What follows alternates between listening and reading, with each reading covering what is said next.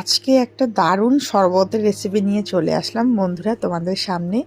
তো শরবতটা বানানোর জন্য সর্বপ্রথম লাগবে আমাকে পুদিনা। তো সেই জন্য পুদিনা বাগানে চলে আসলাম পুদিনা ছিঁড়তে। আর তোমরা সবাই জানো, যারা যারা আমার ভিডিও দেখো, আমার পুদিনার বাগান আছে ছোট্ট একটা। তো সেখানে খুবই সুন্দর পুদিনাগুলো হয়েছে।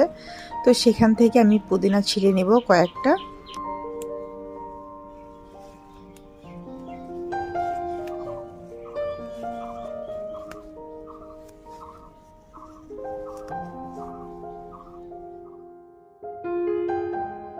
পুদিনা ছিঁড়া হয়ে গেছে আমার। এখন এগুলাকে পরিষ্কার করে ধুয়ে নেব। তো পুদিনাগুলো ভালো করে ধুয়ে নিয়ে চলে আসলাম। এগুলাকে এখন মিক্সিং জারে দিয়ে দেব। সব কটা পুদিনা দিয়ে দেব একসাথে।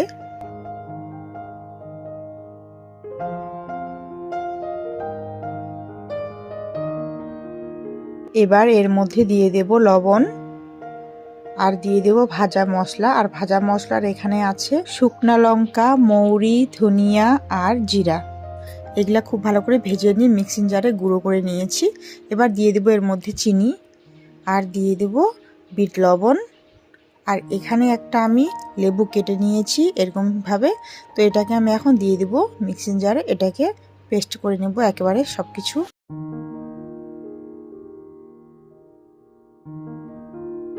তো পেস্টটা আমার একদম রেডি হয়ে গেছে।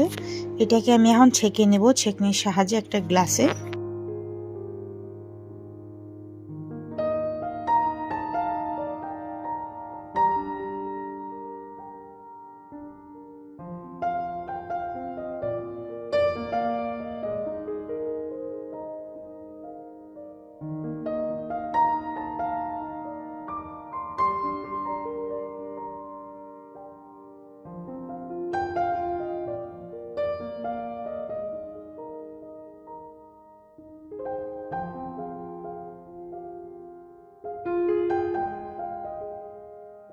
এখানে দুটো গ্লাস নিয়েছি। এবার গ্লাসের মধ্যে আমি স্প্রাইট ঢেলে দেব।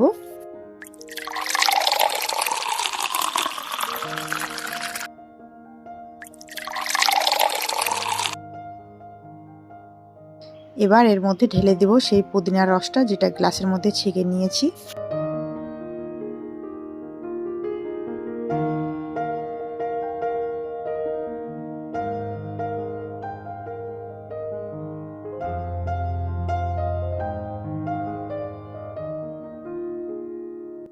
আবারও একটু স্প্রাইট দিয়ে দেব যাতে গ্লাসগুলো ভর্তি হয়ে থাকে।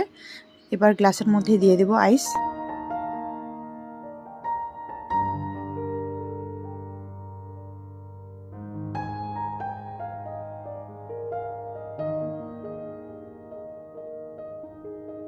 এবার এর উপরে দিয়ে দেব পুদিনা পাতা, যাতে দেখতে সুন্দর লাগে সেই জন্য।